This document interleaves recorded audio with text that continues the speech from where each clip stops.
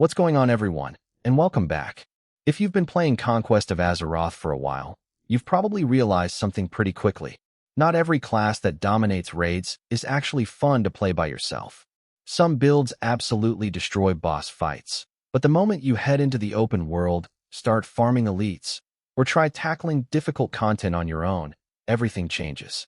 Suddenly, survivability matters. Downtime matters. Mobility matters.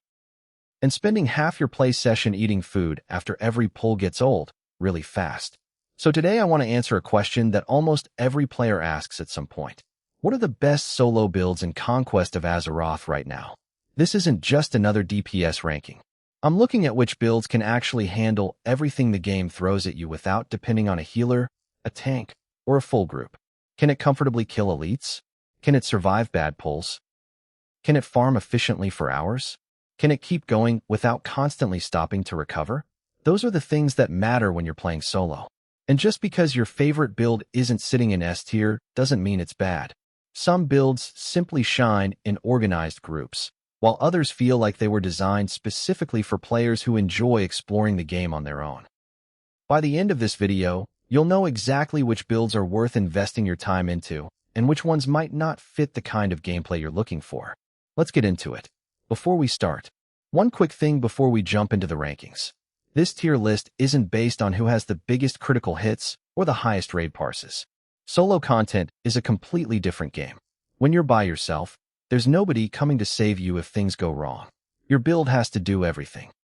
It needs enough damage to kill enemies quickly, enough survivability to stay alive during difficult fights, reliable self-healing or defensive tools, good mobility, and, maybe most importantly, it needs to keep moving.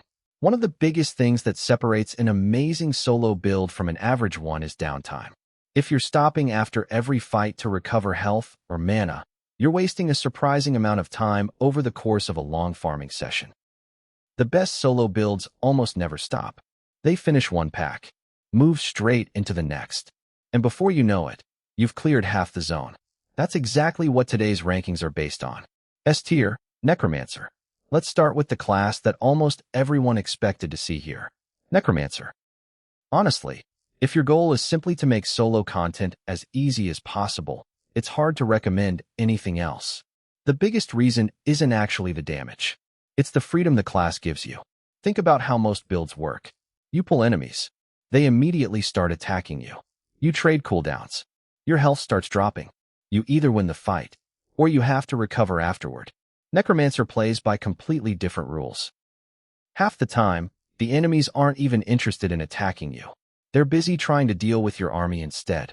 That completely changes the pace of solo gameplay. Instead of constantly worrying about surviving, you can focus on positioning, maintaining your damage, and planning your next pull before the current one is even finished. That's something very few builds can do. It also means mistakes aren't nearly as punishing. Maybe you accidentally pull an extra pack. Maybe an elite joins the fight. On a lot of classes, that's probably a corpse run. On Necromancer, you often just keep going. Your minions buy you enough time to recover, reposition, or simply overwhelm everything through sustained pressure. That's why you'll see so many experienced solo players recommending this build. It isn't necessarily the flashiest class in the game. It isn't always the highest burst DPS either. But if your goal is clearing content consistently with very little frustration, Necromancer is incredibly hard to beat. S tier, Bloodmage. If Necromancer is the king of letting something else take the hits, Bloodmage is the king of simply refusing to die. Seriously, if you've ever watched a good Bloodmage player, it almost feels unfair. Their health bar is constantly moving up and down, but somehow it never actually reaches zero. That's because the entire build revolves around turning your damage into survivability. The harder you're hitting, the harder you are to kill. And that's exactly why Bloodmage feels so good when you're playing alone. Think about how most solo sessions usually go. You kill a few mobs. Your health gets a little low. You stop. Maybe you eat some food. Maybe you wait for cooldowns. Then you keep going. Bloodmage skips that entire process. Most of the time, you're already moving toward the next pack before the previous enemies have even finished hitting the ground. That momentum adds up. 5 seconds here, 10 seconds there. After an hour of farming, You've probably cleared dozens more enemies than someone playing a build with constant downtime. And that's something a lot of tier lists ignore. It's not just about how quickly you kill enemies. It's about how quickly you can move from one fight to the next. That's where Blood Mage really shines. Now, it's not completely brainless. If you panic and blow every cooldown at once, or you completely mismanage your resources, you can absolutely get yourself into trouble. The class rewards players who think ahead. You need to know when to spend resources aggressively and when it's smarter to play a little safer. But once that rhythm clicks, Blood Mage becomes one of the smoothest solo experiences in Conquest of Azeroth. You don't feel like you're fighting to stay alive. You feel like you're constantly in control. And honestly, that's one of the biggest reasons so many experienced players end up sticking with it. A tier, Cultist. Now here's a class that I think doesn't get nearly enough credit. Cultist. Whenever people talk about the strongest solo builds, Cultist often gets overlooked because it doesn't have the flashy burst damage of something like Pyromancer or the giant army of Necromancer. But once you actually spend time with the class, you start to understand why so many veteran players swear by it. Cultist is all about control. Instead of rushing through every pull hoping everything dies before you do, the class rewards patience. You're constantly applying pressure, managing your resources, and slowly taking over the fight. The longer an encounter lasts, the better it usually feels. That's especially noticeable against elite enemies. Some builds start running out of cooldowns halfway through the fight. Cultist doesn't really have that problem. It just keeps going. Steady damage. Reliable sustain. Very few moments where you feel completely helpless. Another thing I really like about Cultist is how adaptable it is. 1 minute you're clearing groups of regular enemies. The next you're fighting a rare elite that takes several minutes to kill. The build handles both situations surprisingly well. Now, I will say this. Cultist isn't the easiest class to pick up. There's definitely a learning curve. If you're brand new to Conquest of Azeroth, it might feel a little awkward at first. But once you understand how everything flows together, it's incredibly rewarding. It's one of those builds that gets better the more time you invest into it. That's why, even if I don't quite put it into S tier, it's still one of the strongest solo options in the game. A tier, Pyromancer. If your idea of solo gameplay is pulling half the zone and turning it into a giant bonfire, Pyromancer is probably going to be your favorite class. This build is pure chaos in the best possible way. Everything explodes. Enemy packs disappear almost instantly. And few classes can match the satisfaction of watching an entire group melt before they even have a chance to fight back. When you're farming normal mobs, Pyromancer feels incredible. The clear speed is easily among the fastest in the game. If your goal is farming materials, reputation, or quest objectives, you'll fly through content. But here's why I don't rank it alongside Necromancer or Blood Mage. Eventually, you're going to run into something that doesn't die in 5 seconds. Maybe it's a world boss. Maybe it's an elite with a massive health pool. Maybe it's a difficult quest encounter. That's where Pyromancer starts feeling a little different. Without the same level of self-healing or defensive tools as some of the higher-ranked builds, mistakes become much more expensive. You can't just stand there and out-heal everything. You actually need to respect mechanics. Position correctly. Manage your cooldowns carefully. If you do that, the class absolutely rewards you. Experienced Pyromancer players can clear content ridiculously fast. But the margin for error is definitely smaller. So if you're confident in your mechanics and enjoy a fast-paced, aggressive playstyle, Pyromancer is still one of the best solo builds available. A tier, Stormbringer. Next up is probably the fastest-feeling build on this entire list. Stormbringer. Now, I know some people are probably expecting this to be an S tier. And honestly, I wouldn't blame you. Because when everything is going well, Stormbringer feels absolutely incredible. The movement, the speed, the way abilities flow together. It's one of those classes where you never really feel like you're standing still. You're constantly moving from one pack to another, weaving abilities together, dodging mechanics without slowing down, and before you know it, you've cleared half the area. That's why so many experienced players love it. It rewards confidence. The better you become, the faster the class becomes. But here's the thing. Stormbringer asks a lot more from the player than something like Necromancer. Necromancer forgives mistakes. Stormbringer doesn't. If you waste your cooldowns, miss an important ability, or get caught in mechanics you should have avoided, things can go downhill pretty quickly. That's really the reason it lands in A tier instead of S. It's not weaker. It's simply less forgiving. If you've already got good movement and you're comfortable reacting to mechanics, Stormbringer can honestly feel overpowered. For newer players, though, I'd still point them toward Necromancer or Bloodmage first. A tier, Venommancer. Now here's a class that I think a lot of people underestimate.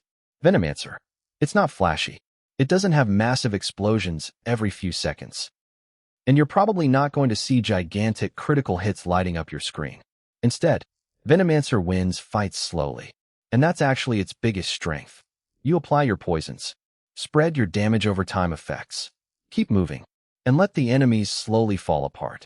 At first, it almost feels strange, especially if you're coming from burst-heavy classes. You're thinking, wait, that's it. Then 5 seconds later, everything dies at once. That's when the class starts making sense. One thing I really appreciate about Venommancer is how relaxed it feels. Because so much of your damage keeps ticking while you're moving, you spend less time standing still.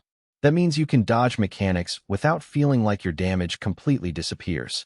Against stronger enemies, that's a huge advantage. You aren't forced to choose between surviving and dealing damage. You're often doing both at the same time. Now, the downside is obvious. If enemies die instantly, your damage over time effects don't have enough time to really shine. So compared to Pyromancer, clearing weak enemies can actually feel slower. But once health bars start getting bigger, Venommancer gets stronger and stronger. That's why I think it's one of the safest recommendations for players who enjoy farming elites or tackling difficult solo encounters. B tier, the builds that need more work. Now before we get into B tier, I want to make something very clear. B tier does not mean bad. I've seen people look at tier lists and immediately assume anything below A tier is unplayable. That's not what this means. Every build in Conquest of Azeroth is capable of completing solo content. Some just require a little more effort than others. Maybe they rely heavily on gear. Maybe they need very specific talent combinations before they really come alive. Or maybe they're simply designed with group content in mind rather than solo play. That's completely fine. The problem comes when players expect every class to excel at everything. That's just not how MMORPGs work. Some builds are incredible in raids. Some dominate PvP. Others become monsters once they have full in-game gear. Solo content just isn't where they perform at their absolute best. So if your favorite class ends up here, don't panic. It doesn't mean you should re-roll tomorrow. It simply means you'll probably have to work a little harder than someone playing one of our S-tier builds. And honestly, if you enjoy the class, that's usually worth it. Because at the end of the day, player skill still matters far more than any tier list. I've seen incredible players make average builds look broken, and I've seen people playing the strongest meta build imaginable struggle because they never really learned how the class works. Tier lists are guides. They're not rules. So now that we've ranked all of the major solo builds, let's answer the questions I get asked more than anything else. If you're starting a brand new character today, which build should you choose? Which one scales the best into endgame? And which build gives you the easiest solo experience from beginning to end? That's exactly what we're looking at next. So, which solo build should you actually play? Alright, we've ranked the builds. We've talked about what each one is good at. But if you're sitting there thinking, okay, just tell me which one I should pick. Here's my answer. If I were starting a completely fresh character today, with no gear, no gold, and no help from anyone else, I'd probably choose Necromancer. And the reason actually has nothing to do with it being number one on this list.